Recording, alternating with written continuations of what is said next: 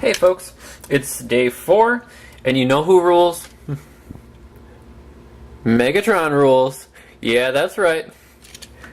Today we're going to be looking at the counterpart to yesterday's Hero Optimus Prime, and that is Hero Megatron.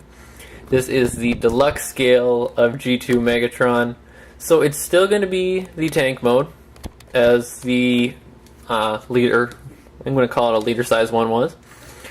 Only this time, they instead of green with purple, they went with purple, black, and blue. And a little bit orange thrown in there for stickering. You have the Generation 2 Decepticon symbol with bones for some reason. Light purple, D blah blah blah blah blah. Same thing on the other side. The Megatron rules sticker on the front, and what I'm assuming is him tallying how many Autobots he's destroyed. Bright blue treads. And a little bit of chrome highlighting on the wheels. Transformation for this one is actually very similar to the leader class one. Only this time you have the air pump gimmick.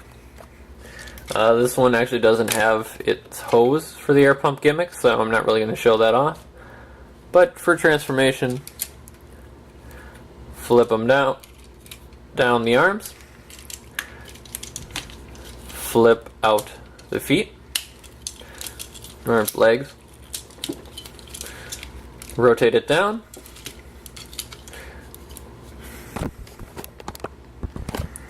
position the arms into the fashion of arms, slide over the cannon.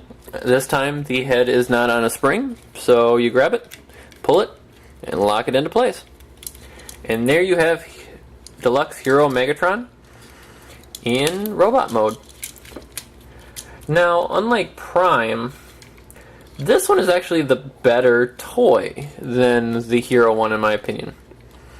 And as to why, posability and play value is a lot better. His head can rotate. Visibility for him, I'm not sure why you'd want it to rotate this way, but it can rotate all the way around. Arms can go up and down because of transformation and rotate all the way around. You get a rotation above the elbow, a bend at the elbow that actually still leaves him with a forearm, rotation at the waist. Yeah, the lower body actually has articulation this time. And out, forward and back at the hip, and a bend at the knee, with a very tight knee joint on this one.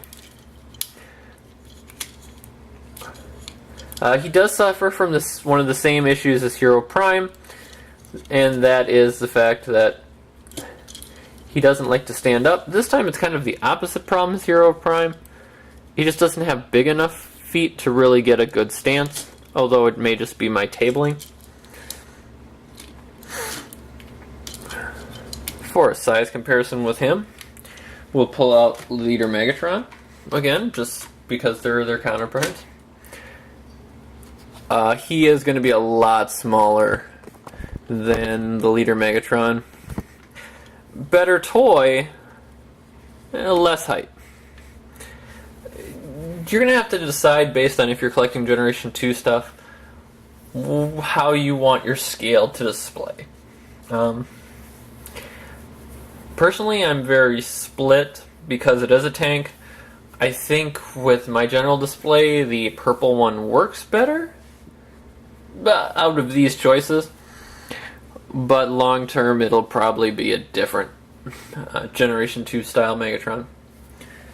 And for comparison, we'll bring out Prime as well. So that way you can see the two Hero Transformers together. If you're going to get them as a pair, they're definitely worth it. If you're a Megatron collector, get him because he's a Megatron. If you're a Generation 2 collector, depends how you like to feel about doubling up characters. I try to avoid it, but he's still a piece of nostalgia and a cool figure for his time. And I want to thank you guys for tuning in. Today's review is kind of short. But tomorrow we're going to be getting into some newer Generation 2 stuff. More specifically, we're going to go the BotCon route beginning tomorrow. So I look forward to getting into that with you guys, and we'll see you then.